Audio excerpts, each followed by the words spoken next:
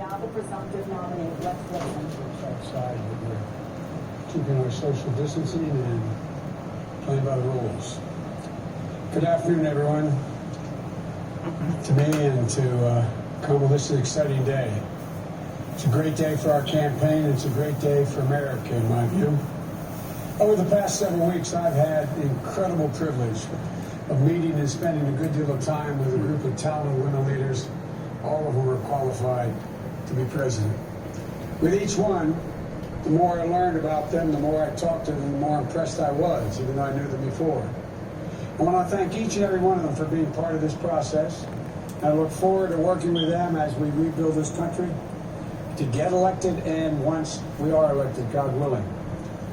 I approach this with a seriousness of purpose and of mind because this is a serious moment for our nation. We're at one of those inflection points. You've heard me say that before in our history. A life-changing election for this nation. And the choice we make this November is going to decide the future of America for a very, very long time. And I had a great choice, great opportunities. I had a great choice, but I have no doubt that I picked the right person to join me as the next Vice President of the United States of America, and that's Senator Kamala Harris. You know, and it seems Americans all across this nation, at least at the outset here, agree with me. Yesterday, we had our best grassroots fundraising day of the campaign, more than double our previous record. And in doing so, we set a single-day record for online political fundraising. And I think I know why. So I hope that you'll join us as well, those of you who listen today. Go to joebiden.com today. $5, $10, whatever. Naday.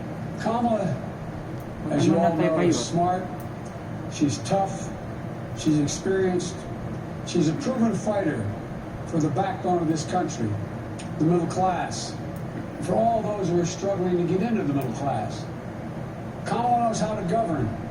She knows how to make the hard calls. She's ready to do this job on day one. And we're both ready to get to work rebuilding this nation and building it better. As Attorney General of the largest state in the country, Kamala took on the big banks over mortgage fraud and won. Took on big oil when it wanted to pollute without consequences. She was a pioneer in marriage equality and tackled the gun lobby. You know, we've all watched the United States Senate go toe-to-toe with Trump officials, trying to hide the truth, asking the tough questions needed to be asked, and not stopping until she got an answer. And when none was forthcoming, it was obvious what the answer was.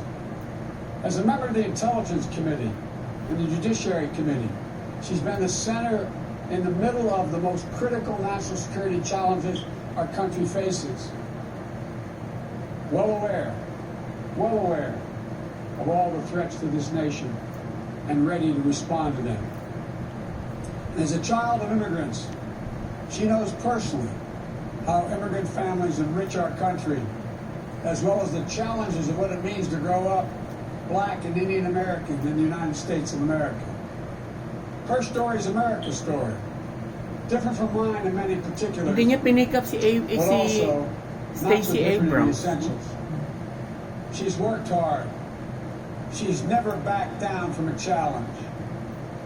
And she has earned each and every of the accolades and achievements that she has gained, many of them often in the face of obstacles that others put in her way, but never quit. And this morning, all across the nation, little girls woke up, especially little Black and brown girls, who so often feel overlooked and undervalued in their communities. But today, just maybe, they're seeing themselves for the first time in a new way as the stuff of president and vice presidents. In her campaign in the primary, Kamala often talked about what she referred to as the 3 a.m. agenda, about moms and dads awake late at night in their kitchens, worried, scared, uncertain about how they were going to take care of their families. about how they were going to pay the bills, about how they were going to make it, simply make it. Growing up in Scranton and Claymont, Delaware, I saw that struggle with my family as well. Kamala saw it with hers as well. And millions of Americans are living that struggle as we speak, especially in this moment of crisis, especially with so many jobs lost. Kamala and I both know that all folks are looking for, as my dad would say, is an even shot. Just give me a shot, a fair shot, a shot at making it. And it'll be the work of our administration to make sure they get a fair shot. Working families need someone on their side in this nation because they certainly don't have anyone in the president now on their side. That's going to change in the Biden-Harris administration. It's going to be gratifying to see the strong, enthusiastic reaction to Senator Harris as our next vice president. You know, it comes from people all over the country. It's already occurring. All over the country. All ideological views, all backgrounds. Events, of course, they are predictable, some of them. It comes from all over, except, of course, from Donald Trump's White House and his allies. You all knew it was coming. You could have set your watches to it. Donald Trump has already started his attacks, calling Kamala, quote, nasty, whining about how she is, quote, mean to his appointees. It's no surprise, because whining is what Donald Trump does best better than any president in American history. Is anyone surprised Donald Trump has a problem with a strong woman or strong women across the board? We know the more is to come. So let's be clear. If you're a working person, worried about whether or not you'll have a job to go to, whether or not you'll be able to pay your mortgage, pay your rent, worried about the poison in the air you breathe, the water you drink, worried about your civil rights, even your basic right to dignity, which is under attack with this administration. Kamala Harris has had your back, and now we have to have her back. She's going to stand with me in this campaign, and all of us are going to stand up for her. On January 20th, 2021, we're all going to watch Senator Harris raise her right hand and swear the oath of office as the first woman ever to serve in the second highest office in America, in this land. And then we're going to get to work fixing the mess that President Trump and Vice President Pence have created, both at home and abroad, through 4 years of mismanagement and coddling of terrorists and thugs around the world. Not only will America dig itself out of this hole they put us in, we're going to build back, and we're going to build back better. We have a public health crisis. While he's in court trying to do away with health care, with more than 5 million reported infections, 165,000 people dead and climbing as a consequence of COVID-19. And still, months later, no real leadership or plan from the President of the United States how to get this pandemic under control. No real help for the states and local governments trying to fill the vacuum of leadership from the White House. No real help for children and educators, for small businesses and frontline workers they're ones that holding our country together. Instead, he's issuing executive orders and making promises that in the end will defund the Social Security system while insisting that this virus will disappear. The Joe Biden and Kamala Harris administration have a comprehensive plan to meet the challenge of COVID-19 and turn the corner on this pandemic. Masking, clear science-based guidance, dramatically scaling up testing, getting states and local governments the resources they need to open the schools and businesses safely. We can do this. We just need a president and a vice president willing to lead and take responsibility. Not as this president says, it's not my fault. The governor should thank me more. As the old saying goes, give me a break. We have an economic crisis with more than 16 million Americans. 16 million still out of work. Donald Trump is on track to break another record. On track to leave office with the worst jobs record of any American president in modern history. But instead of doing the hard work of meeting face to face with congressional leaders, Democrats and Republicans in the White House, like every other president's done in a crisis, to get Americans the relief they need and deserve, Donald Trump is on the golf course. If I told you this 3 years ago, you'd look at me like I was being crazy. He hasn't even met with the leadership. He doesn't have time, it appears. We're in a climate crisis that Donald Trump refuses to even acknowledge. When he thinks about climate change, all we hear is the word hoax. The Biden-Harris administration is going to meet the climate crisis, protect the health of the American public. And along the way, we're going to deliver one word: jobs. Good paying jobs.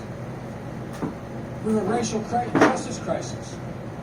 Donald Trump seeks only to inflame it with his politics of racist rhetoric and appeals to division. You know, today is not only the day I'm proud to introduce Senator Kamala Harris as the vice presidential nominee of the Democratic Party. It's also the 3rd anniversary of that terrible day in Charlottesville. Remember what it felt like to see those neo-Nazis? Close your eyes. And those Klansmen, white supremacists, coming out of fields, carrying lighted torches, faces contorted, bulging, veins, pouring into the streets of historic American city, spewing the same anti-Semitic bile we heard in Hitler's Germany in the 30s. Remember how it felt to see a violent clash ensue between those celebrating hate and those standing against it? It was a wake-up call for all of us as a country. For me, it was a call to action. My father used to say, silence is complicity, not original to him, but he believed it. At that moment, I knew I couldn't stand by and let Donald Trump, a man who went on to say, when asked about what he thought, he said there were very fine people on both sides. Quote, very fine people on both sides. No president of the United States of America has ever said anything like that. See, we continue to attack everything that makes America America. I knew we were in the battle for the soul of the nation. That's when I decided to run. And I'm proud now to have Senator Harris at my side in that battle because she shares the same intensity I do. But she's someone who knows what's at stake. The question is, for all Americans to answer, who are we as a nation? What do we stand for? And most importantly, what do we want to be? You know, someone who knows that the future of this country is limited only by the barriers we place on our own imaginations. Because there's nothing Americans cannot achieve when we put our mind to it, when we do it together. One of the reasons I chose Kamala is because we both believe that we can define America simply in one word: possibilities. Oh, yeah? Possibilities. Let me say it again. Possibilities. That's America. That's what sets this nation apart. That everyone everyone, the ability for everyone, and we mean everyone, to go as far and dream as big as hard work and their God-given ability to take them. When I agreed to serve as President Obama's running mate, he asked me a number of questions, as I've asked Kamala. The most important was, he said to me, he asked me what I wanted, most important.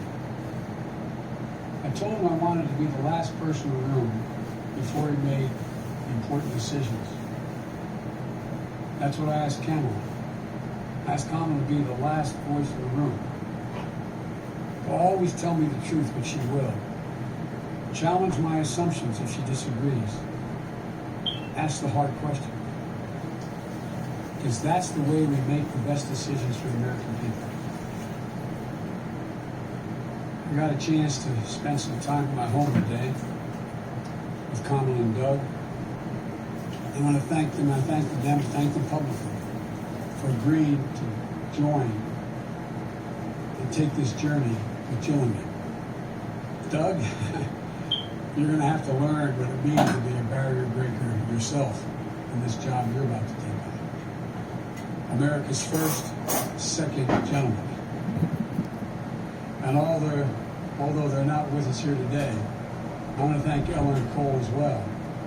I had a chance to speak to Doug's mom and dad and to Ella and Cole.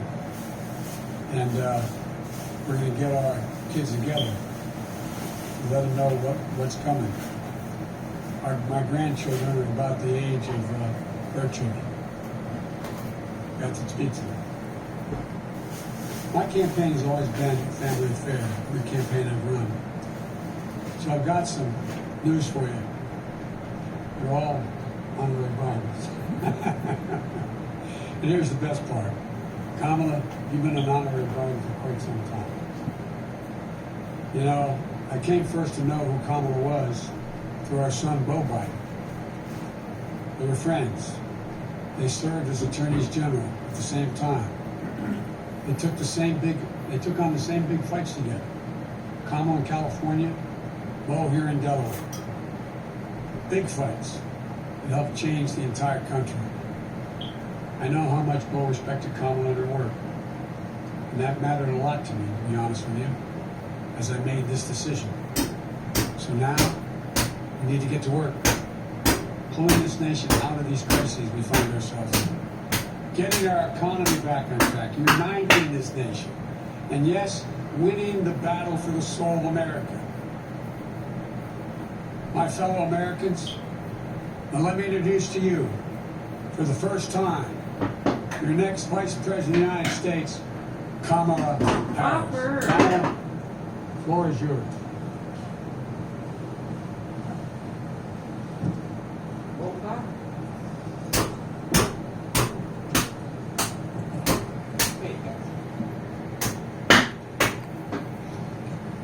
Thank you, Joe.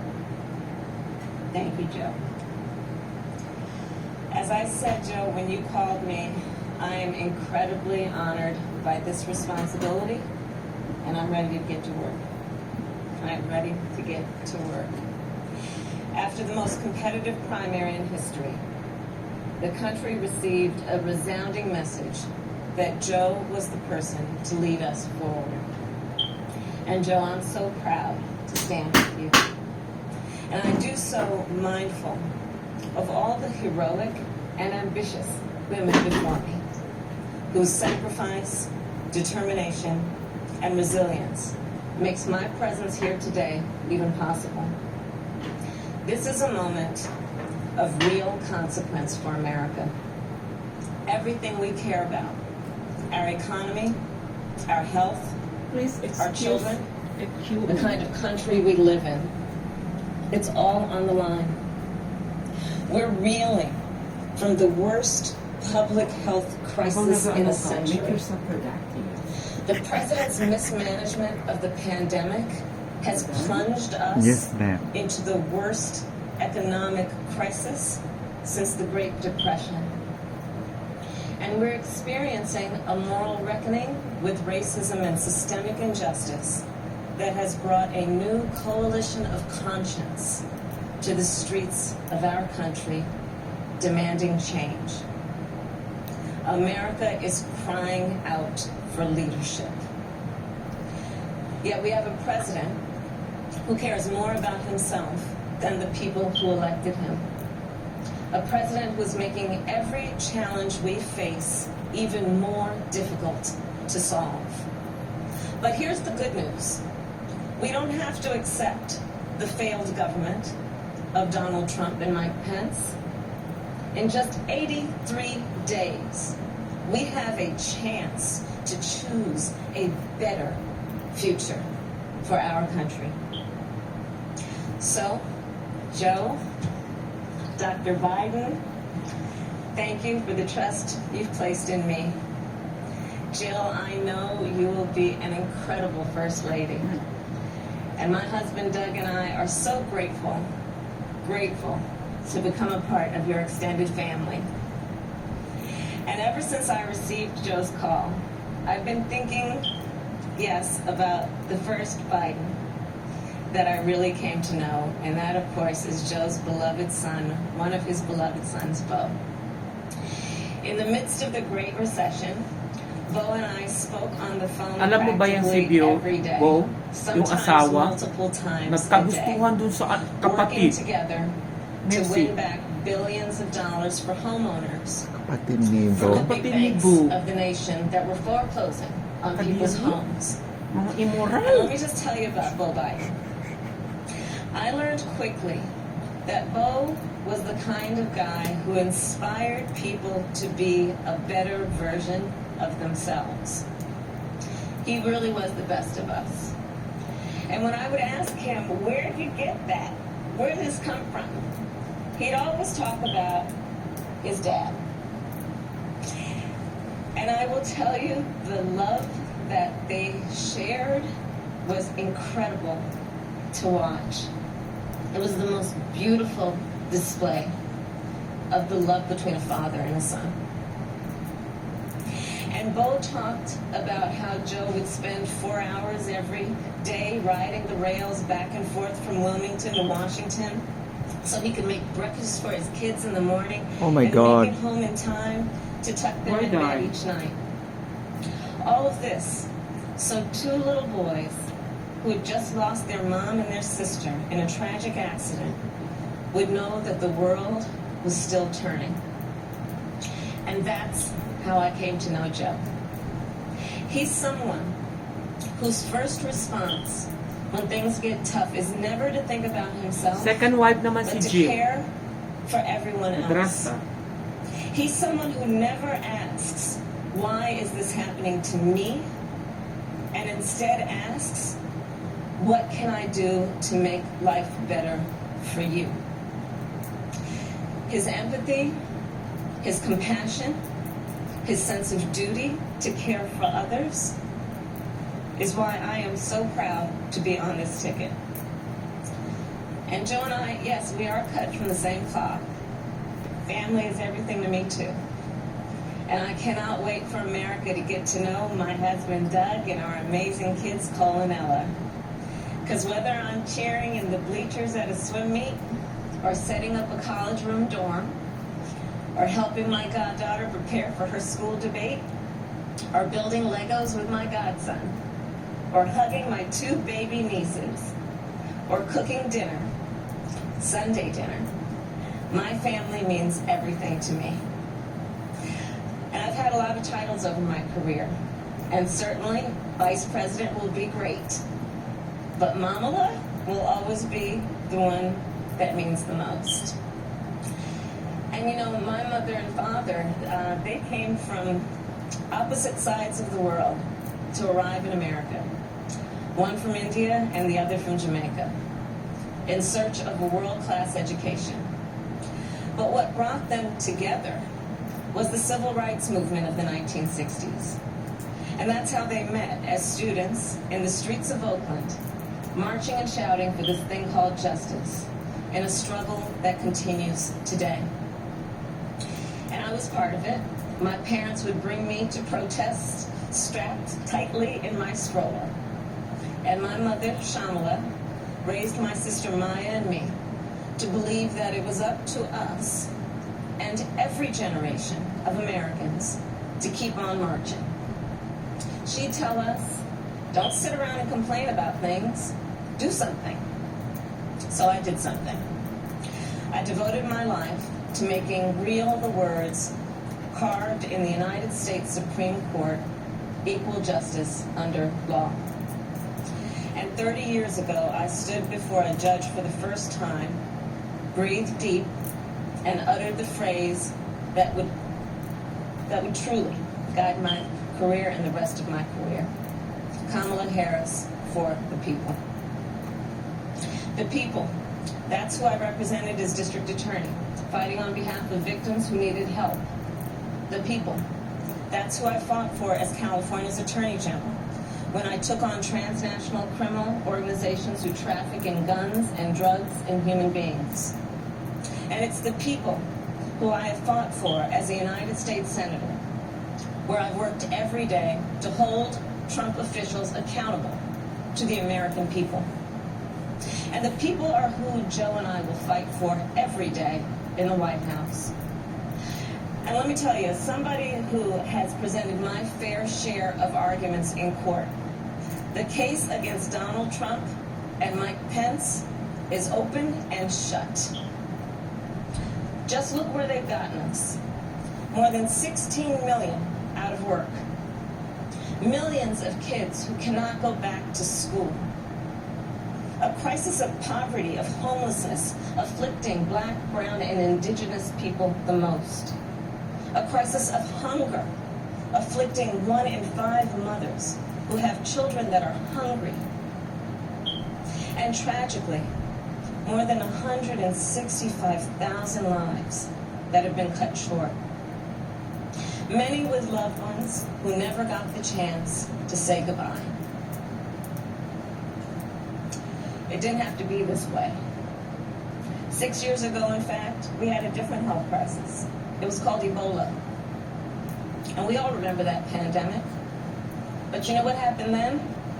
Barack Obama and Joe Biden did their job. Only 2 people in the United States died.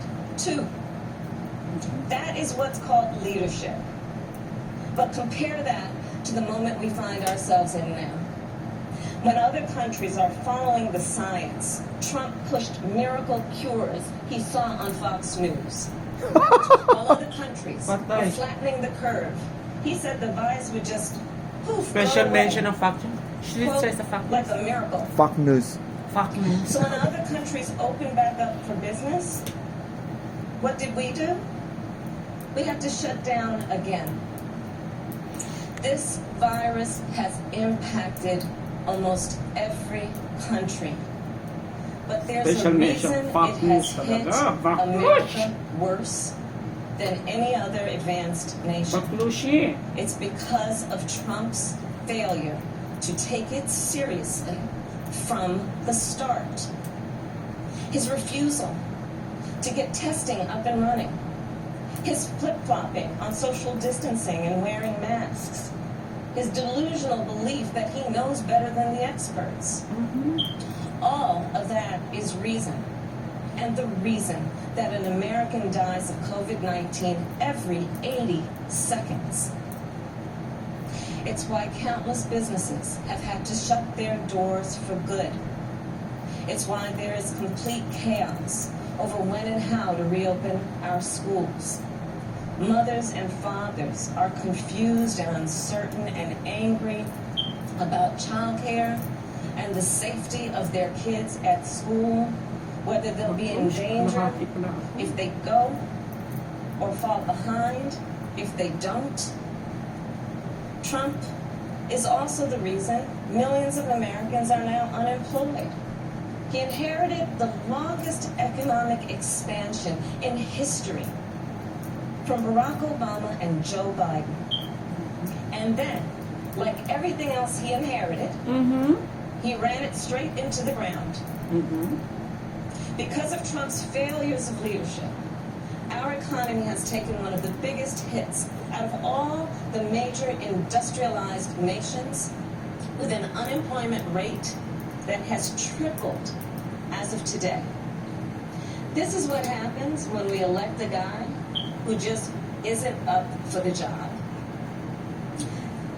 Our country ends up in tatters, and so does our reputation around the world.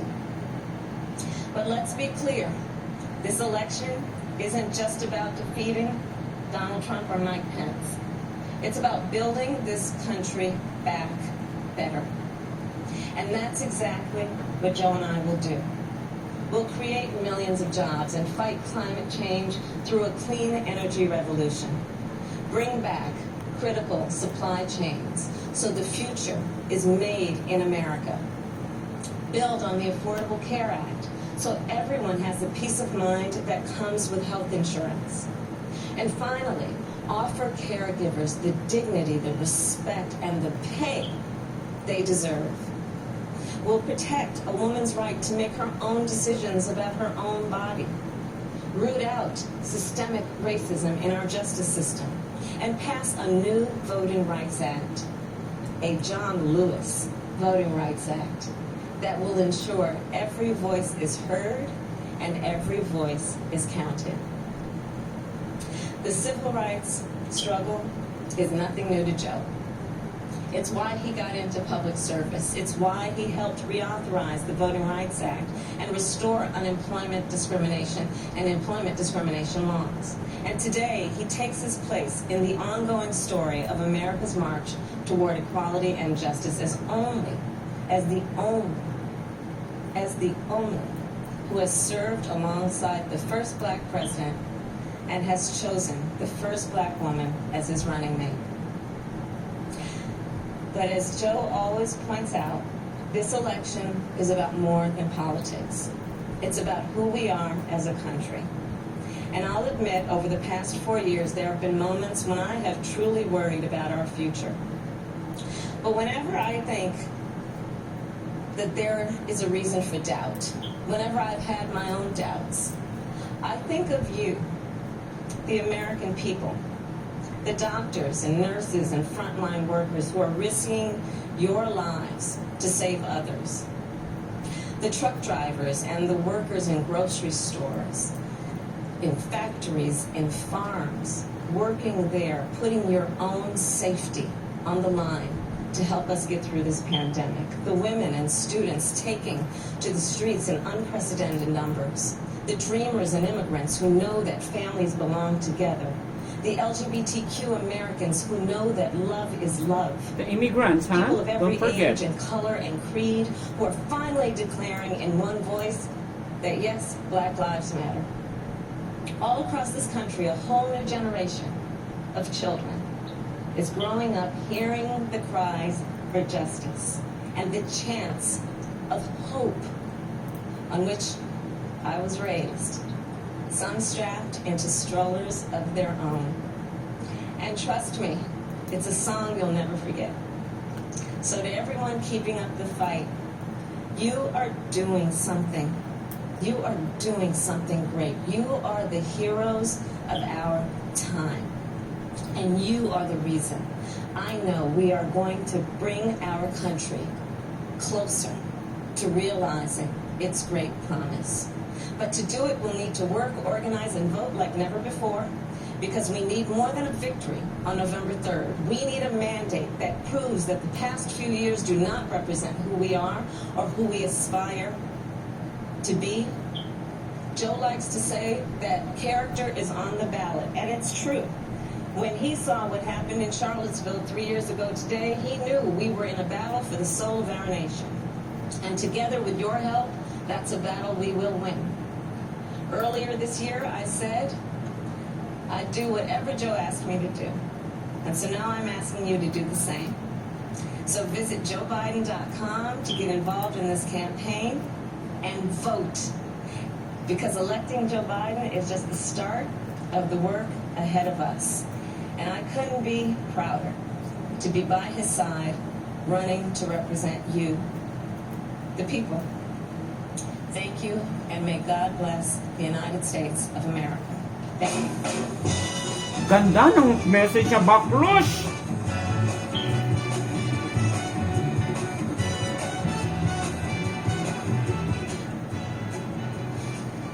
Well, there you have it.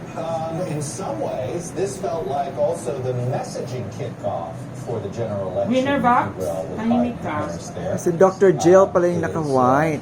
Here we go. Let's at least live in this moment here for a second. There are the two spouses, Joe Biden, and the next, perhaps the second gentleman there,